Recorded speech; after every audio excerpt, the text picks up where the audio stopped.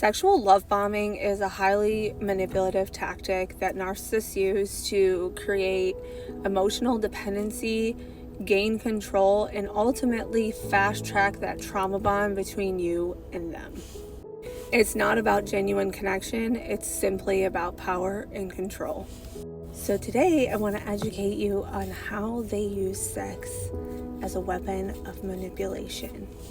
Number one is this over-the-top soulmate connection right from the beginning. So what does that look like? So from the first kiss or some intimate moment that you first have with them, you might hear them say things like, "I've never felt this way before. You're the best I've ever had." Or something like, "I feel like this was meant to be. I feel like we're soulmates." Or it'll be, "I can't get enough of you." Or, "I've never met anyone like you before." Or, "This chemistry is electrifying." But let's be clear, it's all BS. That speed of light chemistry connection, it's meant to hook you before you have time to think clearly. It's all a trap. And here's the reality check. Real love grows steadily. It's not meant to feel like you're in this whirlwind of chaos. So if it feels overwhelmingly intense but too fast, slow down and assess whether you're feeling a real connection or manipulation disguised as passion and connection. And it's right in the Bible. 1 Corinthians 13, 4-7 reminds us that love is patient.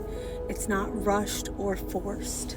Number two is they start to pressure you to cross boundaries. They start to test your limits to see how far they can push you, because later on, that's how they figure out what buttons they can push to reel you back in when the mask starts to slip.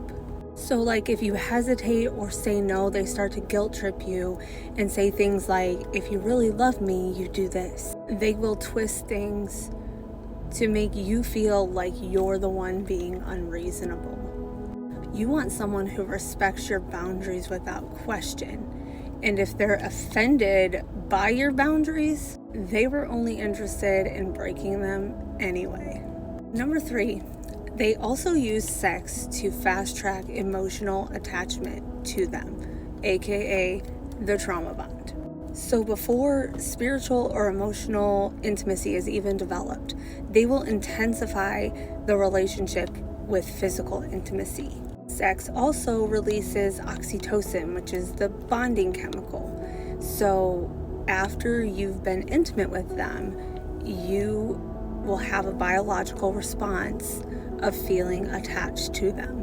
So they basically reframe sex as the ultimate expression of love, which then makes you believe that the relationship is on a deeper level than it actually is. So if your connection with that person only feels strong when sex is involved, it's likely not real love, it's manipulation. Number four, they will withdraw affection as a form of punishment. So at first, they will love bomb you with physical affection. And then once they think they have you, they start withholding sex and intimacy as a form of control. So if you don't do what they want, they suddenly become cold and distant. I've experienced that many times when I was in a relationship with a narcissist.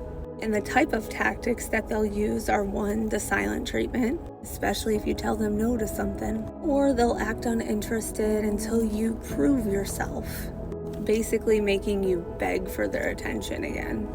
And what this does is it basically reinforces the trauma bond, because now you're working harder to earn their love again.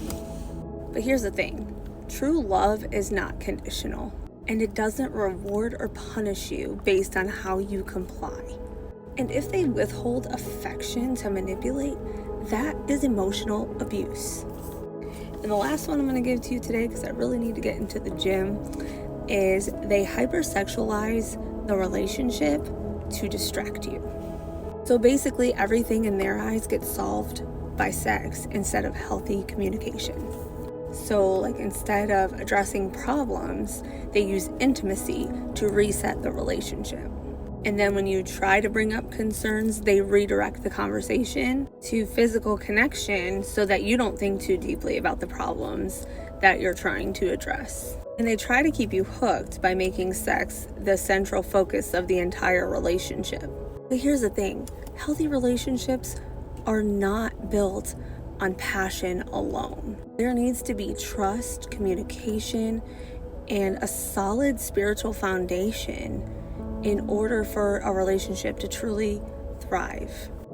And if any of these tactics sound familiar, just know that you are not crazy and you're not alone. But I'm going to give you some things that you can do if you are experiencing any of these or these sound familiar to you. The first thing is slow things down. Love should never feel rushed or pressured or overwhelming. Number 2, reinforce your boundaries. If they don't respect your boundaries, they do not respect you. Period. Number 3, and probably the most important, pray for discernment. Ask God to reveal the truth about the relationship that you're in. And if there's any manipulation, ask Him to reveal it. And the last thing is recognize the cycle. Because once you educate yourself and you understand the cycle more and more as you educate yourself, the more you're going to be able to see it for what it is. So if intimacy starts feeling like it's being used as a weapon, step back and reevaluate. You deserve real love that brings you peace, not confusion. If you're walking on eggshells around someone in fear of what they might do if you say or do the wrong thing in their eyes, even if you aren't actually saying or doing anything wrong, that's not love, and you don't deserve that. And if you are stuck in a situation like this and you need help breaking free, I do have a trauma bond recovery journal. It's a link down below, and it's created from my own experience of breaking my trauma bond from a narcissist. And I compiled all the tools and resources that I used to break mine in hopes that it would become a survival guide for someone else. And I also offer one-on-one coaching. So if you need validation or step-by-step help, please reach out. I'm here. And I hope that if you are stuck in that cycle, that you know that you deserve better and there is hope on the other side of abuse. Have a great day.